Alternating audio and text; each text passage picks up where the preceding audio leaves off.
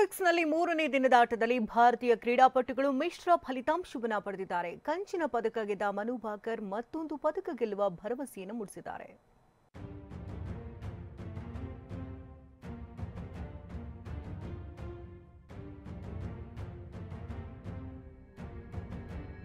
ಮನು ಭಾಕರ್ ಮತ್ತೊಂದು ಪದಕ ಭರವಸೆ, ಲಕ್ಷ್ಮಸೇನ್ ಗೆಲುವು. ಆರ್ಚರಿ ತಂಡ ಸೋಲು, ಅರ್ಜುನ್ ಪದಕಕ್ಕೆ ಗುರಿ ಜಸ್ಟ್ ಮಿಸ್. ಪ್ಯಾರಿಸ್ ಒಲಿಂಪಿಕ್ಸ್ನಲ್ಲಿ 3ನೇ ದಿನದ ಆಟದಲ್ಲಿ ಭಾರತೀಯ ಕ್ರೀಡಾಪಟುಗಳು ಮಿಶ್ರ ಫಲಿತಾಂಶ ಪಡೆದಿದ್ದಾರೆ. ಶೂಟಿಂಗ್ನಲ್ಲಿ 2 ಪದಕ ಗೆಲ್ಲುವ ಆಸೆ ಕಮರಿದ್ರೆ ಪುರುಷರ ಆರ್ಚರಿ ತಂಡ ಸಹ ಕ್ವಾರ್ಟರ್ ಫೈನಲ್ನಲ್ಲಿ ಸೋಲು ಕಂಡಿದೆ. ಭಾರತ ಹಾಕಿ ತಂಡವು ಗುಂಪು ಹಂತದ ಪಂದ್ಯದಲ್ಲಿ ಅರ್ಜೆಂಟೀನಾ ತಂಡದ ವಿರುದ್ಧ ಸಮಬಲ ಸಾಧಿಸಿತು.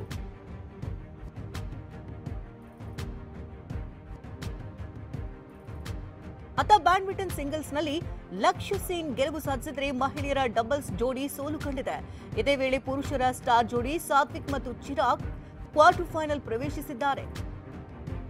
ಮತ್ತೊಂದು ಪದಕ ಗೆಲುವಿನತ್ತ Manu Bhaker. Meter air pistol ವಿಭಾಗದಲ್ಲಿ ಕಂಚಿನ ಪದಕ ಗೆದ್ದಿರುವಂತಹ ಭಾರತದ ಮನು ಭಾಕರ್ ಮತ್ತೊಂದು ಪದಕದ ನಿರೀಕ್ಷೆಯಲ್ಲಿದ್ದಾರೆ. 10 ಮೀಟರ್ ಏರ್ ಪಿಸ್ತೂಲ್ ವಿಭಾಗದ ಮಿಶ್ರ ವಿಭಾಗದ ಅರ್ಹತಾ ಸುತ್ತಿನಲ್ಲಿ ಮನು ಭಾಕರ್ ಹಾಗೂ ಸರ್ಬಜೋತ್ ಸಿಂಗ್ ಜೋಡಿ ಕಂಚಿನ ಪದಕಕ್ಕೆ ಅರ್ಹತೆ ಪಡೆದಿದೆ. ಇಂದು ನಡೆಯುವ ಕಂಚಿನ ಪದಕದ ಪಂದ್ಯದಲ್ಲಿ ದಕ್ಷಿಣ ಕೊರಿಯಾದ ಜಿನ್ ಯೆ ಹೋ ಹಾಗೂ ಓನ್ಲಿ ವಿರುದ್ಧ ಪದಕ ಬೇಟೆಗೆ ಹೋರಾಟ ನಡೆಸಲಿದೆ.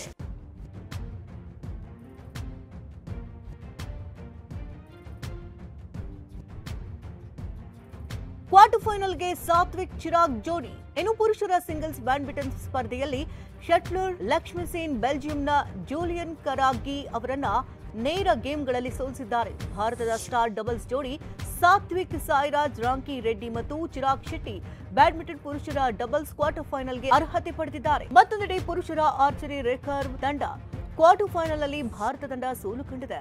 10 ಮೀಟರ್ ಏರ್ ರೈಫಲ್ ಶೂಟಿಂಗ್ ಪುರುಷರ ಫೈನಲ್ನಲ್ಲಿ ಅರ್ಜುನ್ ಬಾಬುತಾ ಕೇವಲ 1 ಸ್ಥಾನದಿಂದ ಪದಕ ಕಳೆದುಕೊಂಡಿದೆ. ಪ್ಯಾರಿಸ್ ಒಲಿಂಪಿಕ್ಸ್ನಲ್ಲಿ 4ನೇ ದಿನವಾದ ಮಂಗಳವಾರ ಭಾರತಕ್ಕೆ ಪದಕ ಒಲಿದು ಬರುವ ನಿರೀಕ್ಷೆ ಹೆಚ್ಚಿದೆ. Rajesh, sports bureau, TV9.